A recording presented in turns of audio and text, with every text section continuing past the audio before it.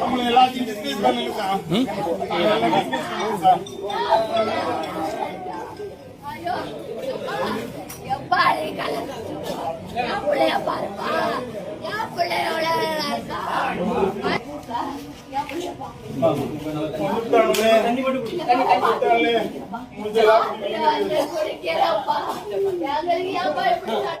உங்கள் அனைவருக்கும் மேல் அரசம்பட்டு சண்முகத்தின் பணிவான வணக்கங்கள். அன்பு உறவுகளே, நம்முடைய சேனலை சப்ஸ்கிரைப் செய்து கொண்டு நம்முடைய காணொளிக்கு ஒரு லைக் செய்து தொடர்ந்து நம்முடைய காணொளியை பாருங்கள்.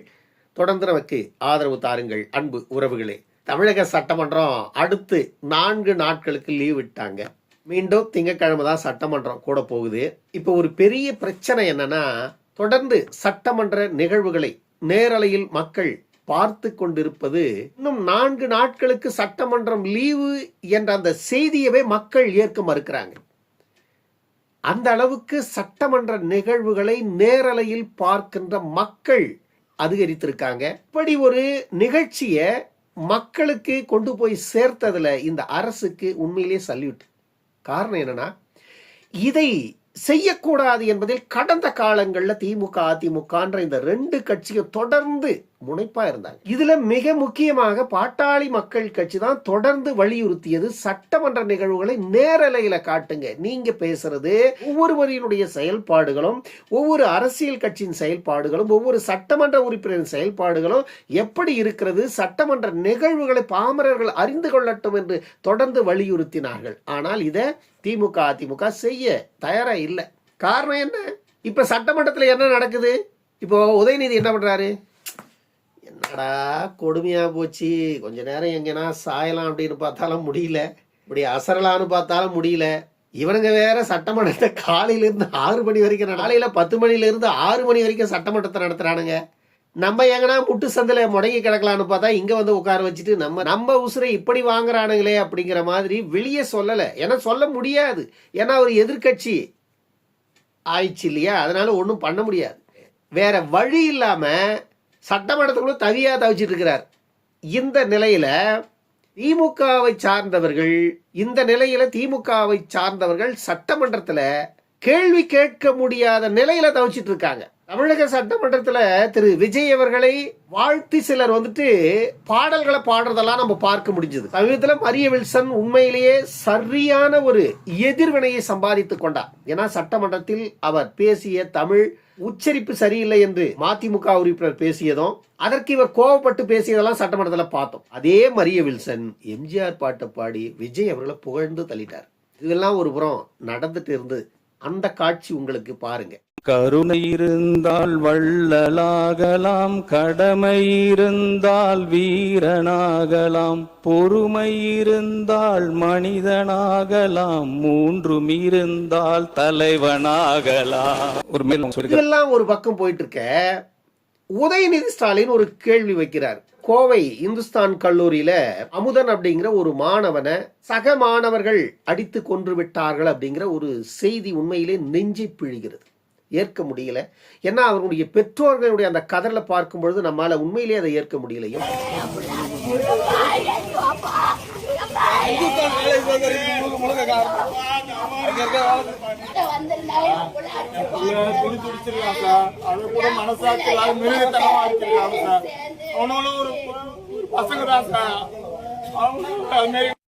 நடக்கணும். ஒரு படிக்க வந்த இடத்துல இப்படி கொண்டு போடலாமா சார்? நாங்க படிக்கிறதா சார் அனுப்புறோம், கொண்டு போடுறதுக்கா சார் அனுப்புறோம். இந்த நிர்வாகம் இது வரைக்கும் வரல சார், இது வரைக்கும் வரலைங்க சார். அவங்க வர சொல்லுங்க சார். அவங்க அந்த காலேஜ் பசங்க பிள்ளையாச்சு பொண்ணுட்டானுங்க சார். என் பையன் திரும்பி வரமாட்டான் சார். நேற்று 10 மணிக்கு கிட்ட பேசலாம் சார். இன்னைக்கு என் பிள்ளை எல்லாத்தையும் எப்படி அடிச்சிருக்காங்க பாருங்க சார். இதுக்கு நீதி நீங்க தான் சார் சொல்லணும். நம்மள எல்லாத்தையும் டிஸ்கஸ் பண்ணுங்க சார். எல்லாம் டிஸ்கஸ் பண்ணுங்க சார்.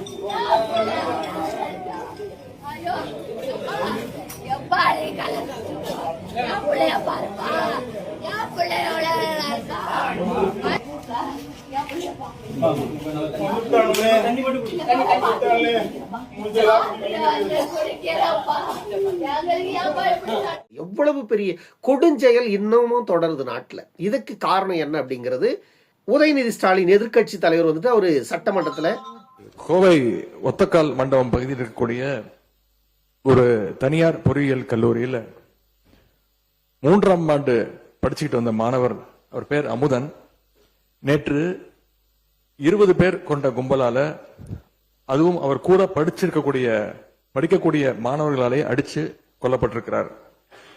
இதை ஏதோ ஒரு தனிநபர் சம்பவமாக நாம் பார்க்க முடியாது. இதற்கு அரசு முழு பொறுப்பு எடுக்க வேண்டும். ஏன்னா வழக்கு விசாரணைக்காக மாணவர் அமுதனை நேற்று முன்தினம் கோவை செட்டிப்பாளையம் போலீசார் அவர்கள் காவல் நிலையத்திற்கு அழைச்சிட்டு வந்திருக்கிறாங்க, வர சொல்லி இருக்கிறாங்க. அப்ப மாணவர்கள் பொருள் விற்கிற செலவை அமுதன் கிட்ட காவல்துறையினர் விசாரிச்சுக்கிறாங்க, தகவல் வாங்கியிருக்கிறாங்க. அந்த தகவலை ரகசியமா வச்சு குற்றவாளிகளை பிடிச்சு போதைப் பொருள் விவரங்களை வந்து நம்ம திங்கட்கிழமை இங்க பேசுங்க. இப்போதைக்கு பேசினார். ஆனா அதற்கு வந்துட்டு ராஜ்மோகன் ஒரு பதில் கொடுத்தாரு பாருங்க, அது உண்மையிலேயே ஏற்க முடியல. அந்த அமுதன் அப்படிங்கிற அந்த மாணவனை எதற்காக அடித்து கொண்டிருக்கிறார்கள் அப்படின்னு பார்த்தா, உண்மையிலேயே கல்லூரியில மிகப்பெரிய கஞ்சா, இந்த கஞ்சா விற்பவர்கள் யாரு, இந்த கஞ்சா வாங்கி யாரெல்லாம் கொண்டு வந்து கஞ்சா விற்கிறார்கள் அப்படிங்கிற அந்த நபர்களை வந்து காட்டி கொடுத்துறாரு போலீஸ் கிட்ட. போலீஸ் அங்க போய் விசாரணை செய்து அதுல இந்த அமுதன் அப்படிங்கிற அந்த மாணவன் சில உண்மைகளை போலீஸ் கிட்ட போட்டு கொடுத்திருக்கான்.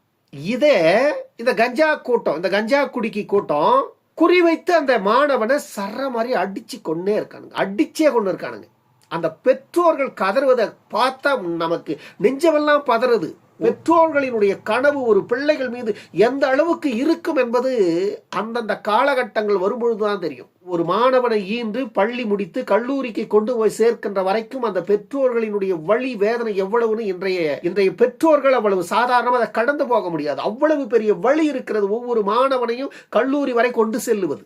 அப்படி கல்லூரிக்கு கொண்டு சென்ற மாணவன் இன்று ஒரு கஞ்சா குடிக்கிகளால் அடித்துக் கொள்ளப்படுகின்ற நிலையில் தான் நம்முடைய சட்டம் ஒழுங்கு இருக்கிறது. அப்படின்னா என்னத்த சொல்றது? ஆட்சிகள் மாறியது, காட்சிகள் மாறல அப்படிங்கிறதுல மாற்றம் இல்லை தானே, தொடருது தானே. ஆனா இதை வந்துட்டு எதிர்க்கட்சி தலைவர் உதயநிதி அவர்கள் சட்டமன்றத்தில் பேசும்பொழுது அதற்கு பள்ளிக்கல்வித்துறை அமைச்சர் ராஜ்மோகன் கொடுக்கிற பதிலை ஏற்கவே முடியாது. அவர் என்ன சொல்றாரு ராஜ்மோகன், மாணவர்களுக்கு இருந்த முன்விரோதம் காரணமாக அங்கு அடித்து கொள்ளப்பட்டிருக்கிறார் அப்படின்னு சொல்றத எவ்வளவு கேவலமா இருக்கு. பள்ளிக்கல்வித்துறை அமைச்சர் இப்படி பேசலாமா? அங்க நடந்த பிரச்சனை என்னங்கிறது வெட்ட வெளிச்சமா தெரியுது. ஏன்னா ஏற்கனவே காவல்துறை அதிகாரிகள் அங்கு சென்று விசாரணை நடத்தியதுல கஞ்சா விற்றவர்கள் தான் இந்த இளைஞனை அடித்து கொண்டார்கள் என்பது செய்தி. அப்போ இவர்களுடைய ஆட்சியில கஞ்சா விற்கப்படல, எங்க ஆட்சியில தூய்மையா இருக்கு, எங்க ஆட்சியில கஞ்சா புழக்கமெல்லாம் இல்லை, எல்லாத்தையும் நாங்க ஒழிச்சிட்டோம் அப்படின்னு இந்த தாவேக அரசு சொல்லுவதை இவங்க சட்டமன்றத்தில் உறுதி செய்யறாங்க. எங்க ஆட்சி தூய்மையான ஆட்சி, எங்க ஆட்சியில எந்த போதைப் பொருட்களும் விற்கப்படல, நாங்க எல்லாவற்றையும் தடை செய்து விட்டோம், எங்க ஆட்சி அவ்வளவு தூய்மையா வந்துடுச்சு அப்படின்னு சொன்னா அதை ஏற்க முடியுமா? ஆனா அங்க நடந்த பிரச்சனை என்னங்கிறத முதல்ல நீங்க ஆய்வு செய்யணும். அங்கு நடந்திருக்கின்ற பிரச்சனை என்ன என்பதை முழுமையாக தெரிந்து கொண்டு அமைச்சர் வந்து சட்டமன்றத்தில் பதிவு செய்யணும். ஆனால் இவர்களின் ஆட்சியின் மீது களங்கம் வந்துவிடக்கூடாது என்பதற்காக சட்டமன்றத்தில் இப்படி ஒரு பொய்ய பச்சையா பேசுறாரு ராஜ்மோகன். என்ன ஒரு கேவலம் இல்லை இதெல்லாம். திமுக ஆட்சியில நடந்ததை விட கொடுமையாக இன்னைக்கும் இந்த மாதிரி கஞ்சா தமிழ்நாட்டில் விற்கப்படுகிறது. இல்லைன்னு சொல்ல முடியாது. கல்லூரிகளில் விற்கப்படுவது ஆகச்சிறந்த கேவலம். பேசலாம். மாண்புமிகு பேரவை தலைவர் அவர்களே, கோயம்புத்தூர் மாவட்டம் உட்கார சொல்லுங்க. பேரவை தலைவர் அவர்களே, கோயம்புத்தூர் மாவட்டம் இந்துஸ்தான் கல்லூரியில் 3ஆம் ஆண்டு படிக்கக்கூடிய மாணவர்களிடையே ஏற்பட்ட மோதல் காரணமாக ஏற்பட்ட ஒரு சட்ட ஒழுங்கு பிரச்சனை குறித்து ஒரு சின்ன அறிக்கையை நான் கீழ்கண்டவாறு தெரிவித்துக் கொள்கிறேன். இந்த கோயம்புத்தூர் மாவட்டம் ஒரு குயிக் ரெஸ்பான்ஸ் இந்த அவையில வைக்க ஆசைப்படுறேன். இந்த சம்பவத்தை பொறுத்த வரைக்கும் சம்பந்தப்பட்ட அந்த மாணவரோடு மற்ற மாணவர்களுக்கு ஏற்பட்ட ஏற்கனவே இருந்த ஒரு கோஷ்டி மோதலின் காரணமாக கல்லூரி என்பது மாணவர்களை ஒழுங்குபடுத்துகின்ற ஒரு மிகப்பெரிய தளம். அது அந்த இடத்தில் எவ்வளவு பெரிய பாதுகாப்பு இருக்கணும், இதுவெல்லாம் உள்ள எப்படி அனுமதிக்கப்படுகிறது? பள்ளி கல்வித்துறை நிர்வாகங்கள் இதுல கவனம் செலுத்தணும். இல்லைன்னு வச்சுக்கங்க, எதிர்கால தலைமுறைகளை நாம காப்பாற்றவே முடியாது. இதுக்குதான் திரு டாக்டர் அன்புமணி அவர்கள் அவ்வளவு போராடுறாரு. காலம் என்ன பண்றது? காலம் உங்களை எல்லாம் கொண்டு வந்து அமர்த்தி விட்டது. யார் மக்களுக்காக நிற்கிறார்களோ அவங்க எல்லாம் இன்னைக்கு வரைக்கும் வெளியே தான் நின்றுட்டு இருக்காங்க. இதுதான் கால கொடுமைன்னு சொல்றது. அடுத்ததாக இன்னொரு மிக முக்கியமான பிரச்சனை சட்டமன்றத்துல. அது என்ன அப்படின்னா, திமுக காரங்களுக்கு உண்மையிலேயே ஒரு பெரிய பயம். இந்த ஆட்சி மக்கள் மத்தியில ஸ்கோர் பண்ணிடுவாங்களோ, இந்த ஆட்சி உண்மையிலேயே மக்கள் மத்தியில பாராட்டப்படுகின்ற அளவுக்கு போயிடுமோ, சட்டமன்றத்தினுடைய நிகழ்வுகளை மக்கள் நேரலையில பார்த்து கொண்டிருப்பதனால சட்டமன்றத்தில் நடக்கின்ற அத்தனை விஷயங்களும் யாரு சரியா பேசுறாங்க, யாரு மக்கள் பிரச்சனையை பேசுறாங்க, யாரு பேசவே தெரியாத தவிக்கிறாங்க, யாரு சட்டமன்றத்தினுடைய நேரத்தை வீண் செய்யறாங்க, யாரு தேவையில்லாத விஷயங்களை சட்டமன்றத்தில் பேசிக் கொண்டிருக்கிறாங்க, இப்படியான அத்தனை விஷயங்களையும் மக்கள் கிட்ட போய் சேர்றதுனால திமுகவை சார்ந்தவர்கள் உண்மையிலே பேசுவதற்கு திணறாங்க. ஓ பன்னீர்செல்வம் எல்லாம் பேசுனதை நம்ம போட்டோம்னா உண்மையிலேயே அது ஒரு மாதிரி அருவருப்பா இருக்கு. ஏன்னா திமுகவை சார்ந்தவர்கள் பேச முடியாதத திடீர் திமுக காரரான ஓ பன்னீர்செல்வம் பேசுறார். கடந்த 5 ஆண்டுகளாக சூரியன் தான் மக்களை சுட்டெரித்தது, ஆனா இன்றைக்கு சூரியனையே இந்த ஆட்சி சுட்டெரித்து கொண்டிருக்கிறது என்ற அந்த பேச்செல்லாம் வந்துட்டு உண்மையிலேயே மக்கள் ரசிக்கிறாங்க. உண்மையிலேயே இன்றைய ஆட்சியாளர்களால சூரியனையே சுட்டெரித்து கொண்டிருக்கிறது அப்படிங்கிறது தான் உண்மை. சூரியன் வியர்த்து கொண்டிருக்கிறது. சட்டமன்றத்தில் அப்படிப்பட்ட நிகழ்வுகள்லாம் நடந்துட்டு இருக்கு இல்லையா? இதை ஆளும் கட்சியினுடைய உறுப்பினர் பேசும் பொழுது ஓ பன்னீர்செல்வத்துக்கு அப்படி ஒரு வீராவேசமான கோபம் வருது. திமுக காரன, ஒரிஜினல் திமுக காரனுக்கே வராத கோபம் நேத்து போன திமுக காரரான ஓபிஎஸ்க்கு என்னையா பாசம் திமுக மேல அப்படின்னு பாக்குறவங்க எல்லாம் காரி துப்புவாங்கன்றது நிதர்சனம். அதனால அந்த காணொலி உங்களுக்கு இருந்தாங்க. யார் எங்கள் முதல்வர்? யார் எங்கள் முதல்வர்? பெரியார் கொள்கையை நெஞ்சில் ஏற்றியவர், பெரும் புரட்சி அம்பேத்கரின் வழிகள் காட்டியவர், கர்மவீர காமராஜின் ஆட்சியை நீட்டியவர், அஞ்சலேமாளுக்கு அருமை கூட்டியவர், வேலுநாச்சியாரை போல வாளை தீட்டியவர். உண்மையில் நீங்கள் ஆச்சரியம்தான் முதல்வரே. அனைவருக்கும் சூரியனால் வியர்த்தது, நீங்கள் வந்த பிறகு சூரியனுக்கே வியர்த்தது. இந்த வாய்ப்பினை எனக்கு வழங்கிய மாண்புமிகு முதலமைச்சர் அவர்களுக்கும் மாண்புமிகு பேரவைத் தலைவருக்கும் என் மனமார்ந்த நன்றியை தெரிவித்துக் கொள்கிறேன். நன்றி, வணக்கம். மாண்புமிகு வேளாண்மை துறை அமைச்சர் அவர்கள் நீண்ட நெடிய விளக்கத்தை தந்தார்கள். பொறுமையோடு நாங்கள் கேட்டுக்கொண்டிருந்தோம். அவருடைய பதிலுரையில் முடிவுரையில் சூரியனுக்கே வேர்த்தது என்ற ஒரு கருத்தை இங்கே சொல்லியிருக்கிறார். இதுவரை யாருமே நெருங்க முடியாத நிலையில் தான் சூரியன் இருக்கிறார் என்பதை எத்தனையோ விஞ்ஞானிகள் முயற்சி செய்தும் அங்கே ஏவுகணைகளை செலுத்த முடியவில்லை என்பதையும் நான் இங்கே சுட்டிக்காட்டி அமர்கிறேன். தங்கம் தென்னரசு நிதியமைச்சரை பார்த்து ஒரு கேள்வி கேட்கிறார். நீங்க ஆட்சிக்கு வந்த இந்த 3 மாசத்திலேயே அரசுக்கு வந்துட்டு 15,000 கோடி வந்துச்சுன்னு சொல்றீங்களே, எங்க வந்தது, எப்படி வந்தது, எதன் மூலமா வந்ததுன்னு கேட்கிறார். நிதியமைச்சரை பார்த்து முன்னாள் நிதியமைச்சர் கேட்கிறார். நிதியமைச்சர் உண்மையிலேயே சரியாதான் சொல்றார். வருவதற்கான அத்தனை வேலையை செஞ்சிட்டோம். இனி உங்க ஆட்சியில நடந்த மாதிரி பார்ட்டி பண்டுக்கெல்லாம் போகாது பணம். பார்ட்டி பண்டுக்கு போறதெல்லாம் நாங்க அரசு கஜானாவுக்கு திருப்பிட்டோம். அதனால பார்ட்டி பண்டுக்கு போயிட்டு இருந்ததெல்லாம் அரசு கஜானாவுக்கு வர ஆரம்பிச்சிருச்சு. அதைத்தான் வந்துட்டு நாங்க சொல்லி இருக்கோம். அது வந்துட்டு இனி வருகின்ற நாட்கள்ல தொடர்ந்து அரசு கஜானாவுக்கு வருங்கிறத வில்சன் அவர்கள் மறைமுகமாக முன்னாள் நிதியமைச்சர் தங்கம் தென்னரசுக்கு சொன்ன அந்த விதம் இருக்குல்ல, இதெல்லாம் நேற்று தமிழக சட்டமன்றத்துல எதிர்கட்சி வாங்கிய அடிகள்ல மிக முக்கியமானது. உண்மையிலேயே சட்டமன்றத்துல திமுகவை தூக்கி போட்டு மிதிக்கிறாங்க. திமுக கதறன்னு கதறுது. அதுதான் உண்மை. ஆரம்பத்துல இவர்கள் புதியவர்கள், இவர்களுக்கு பேசவே தெரியல அப்படிங்கறதெல்லாம் போய் இன்றைக்கு அவர்களுக்கு பதிலே சொல்ல முடியாத ஒரு நிலைக்கு திமுக காரங்க வந்துட்டாங்க. திருமதி சௌமியா அன்புமணி அவர்கள் மீண்டும் சட்டமன்றத்தை தன் பக்கம் திருப்பி விட்டார். தமிழகத்துல ஒவ்வொரு மாவட்டங்களிலும் இருக்கின்ற அந்த தொழிற்சாலைகள் வந்துட்டு உள்ளூர் மக்களுக்கு வேலை கொடுக்கும். 80 விழுக்காடு, குறைந்தபட்சம் 80 விழுக்காடு உள்ளூர் மக்களுக்கு வேலை கொடுங்க. அதன் பிறகு வெளியில இருக்கிறவங்களுக்கு வேலை கொடுக்கிற அந்த நிலையை உருவாக்குங்க அப்படின்ற ஒரு சட்டத்தை போடுங்க. ஏன்னா இதெல்லாம் வந்துட்டு நம்மை சுற்றி இருக்கின்ற பிற மாநிலங்கள்ல, ஆந்திர பிரதேசம், கர்நாடகா, தெலுங்கானா, கேரளா போன்ற பல மாநிலங்கள்ல இந்த சட்டங்கள் நடைமுறைக்கு வந்திருக்கு. ஆனா இதை கூட இந்த அரசு இதுவரைக்கும் செய்யாமல் இருப்பது உண்மையிலேயே ஆச்சரியமாக இருக்கிறது. இதை முதல்ல நடைமுறைப்படுத்துங்க அப்படின்னு திருமதி சௌமியா அன்புமணி அவர்கள் பேசியது தமிழக மக்களால் மிகப்பெரிய அளவில் வரவேற்கப்பட்டது. ஒரு காரணம் என்னன்னா, உதாரணத்துக்கு ஒரு சிப்காட் எடுத்துக்கணும். ஒரு சிப்காட் வந்துட்டு தொடங்குறாங்க அப்படின்னா குறைஞ்சது 1000 2000 3000 ஏக்கர் பரப்பளவு தான் சிப்காட் தொடங்கப்படுது. ஆனா அந்த சிப்காட்டுக்கு நிலம் கொடுப்பவர்கள்லாம் யாருன்னா அங்கு இருக்கின்ற மக்கள் தான், அந்த கிராமத்து மக்கள் தான் அந்த சிப்காட்டுக்கு நிலத்தை கொடுத்துட்டு கடைசியில் அவர்கள் நிலமற்றவர்களாக தினக்கூலிகளாக மாறி வெளியேறி போய் எங்கேயோ ஒரு வீடு கட்டிட்டு தினக்கூலிகளாக மாறி போறாங்க. நிலம் கொடுத்ததனால் அரசு கொடுத்த பணத்தை கொண்டு சிலர், பணம் என்பது எந்த நேரத்தில் இருக்கும் எந்த நேரத்தில் போகும்னு தெரியாது. அதற்கு திடீரென்று நேரம் வரும்பொழுது பணம் கைமாறுவது குறுகிய நாட்கள்ல முடிஞ்சிடும். ஆனா அசையா சொத்தாக இருப்பது பூமி, அது அவர்களுடைய வாழ்வாதாரம். ஆண்டாண்டு காலமாக அனுபவித்த நிலங்களை இதை சிப்காட்டுக்கு கொடுத்துட்டு வெளியே வந்துடுறாங்க தொழில் நிறுவனங்களுக்கு. ஆனா அந்த மக்களுக்கு அந்த தொழில் நிறுவனங்கள் வேலை கொடுத்ததானா இல்லை. என்ன வேலை கொடுக்குறாங்கன்னா சின்ன சின்ன வேலைங்க, அந்த கேட்ல வாட்ச்மேனு, உள்ள இருக்கிற வாட்ச்மேனு, செக்யூரிட்டி வேலைங்க, இந்த மாதிரி சின்ன சின்ன எடுபிடி வேலைங்களுக்கு மட்டும் அந்த உள்ளூர் கிராம மக்களை பயன்படுத்தி கொண்டு மற்ற எல்லா வேலைகளையும் எங்கேயோ இருந்து வெளி ஊர், வெளி மாவட்டம், வெளி மாநிலத்தவர்களுக்கு உறுப்புகள், பதவிகள், எல்லா உயர் பதவிகள்ல அந்தந்த தொழில் நிறுவனங்கள்ல கொடுத்துட்றாங்க. அப்படி ஒரு நிலை வரும்பொழுது பாதிக்கப்படுபவர்கள் அந்த சொந்த கிராமத்து மக்கள்.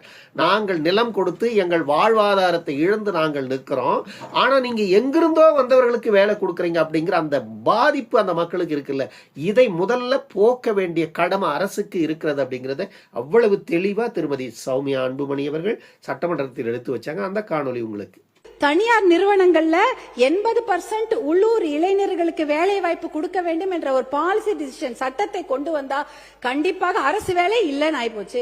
அட்லீஸ்ட் தனியார் வேலையிலாவது அவங்களுக்கு ஒரு முன்னுரிமை கிடைக்கும். இந்த பாலிசி டிசிஷன் பாத்தீங்கன்னா ஆந்திரா, கர்நாடகா, குஜராத், மகாராஷ்டிரா, ஹரியானா எல்லாம் எடுத்திருக்கிறாங்க. அந்த பாலிசி டிசிஷனுக்கு எந்த ஒரு செலவுமே கிடையாது. ஒரு சட்டத்தை போட்டால் கண்டிப்பாக 80% இளைஞர்களுக்கு தனியார் நிறுவனங்களில் வேலை. இதுபோல நேற்று சட்டமன்றத்தில் இன்னும் பல சுவாரஸ்யமான சம்பவங்கள் நடந்திருக்கு. அதுல மிக முக்கியமான ஒரு விஷயத்த பேசியிருந்தோம். அது என்னன்னா, இந்த தேனி மாவட்டம் மேகமலை, இந்த மலையில வந்துட்டு ஒரு 98 மலை கிராமங்கள் இருக்கு. இந்த 98 மலை கிராமங்களை காலி செய்யணும் அப்படின்னு சொல்லிட்டு ஒரு மிகப்பெரிய பிரச்சனை வெடிச்சிருக்கு.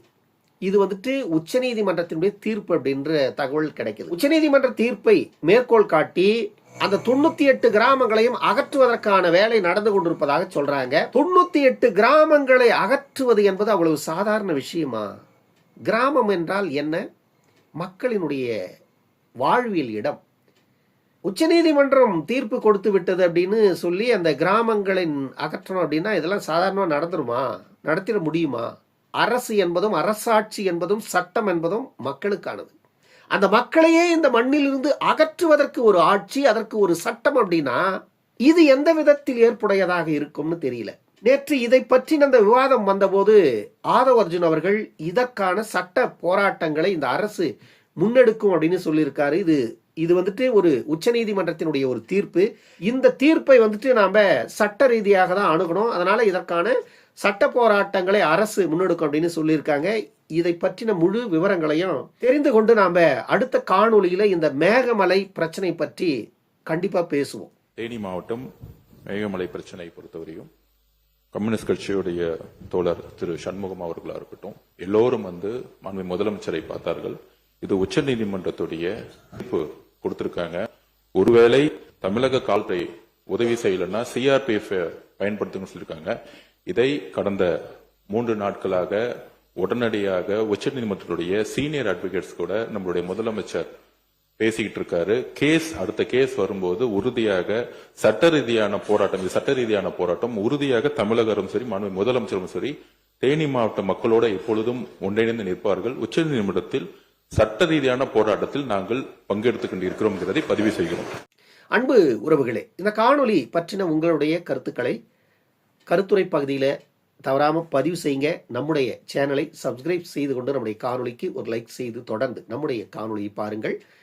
தொடர்ந்து நமக்கு ஆதரவு தாருங்கள். அன்பு உறவுகளே, இன்னொரு காணொளியில் சந்திக்கும் வரை உங்களிடமிருந்து விடைபெற்றுக் கொள்வது மேல் அரசம்பட்டு சண்முகம். நன்றி, வணக்கம் அன்பு உறவுகளே.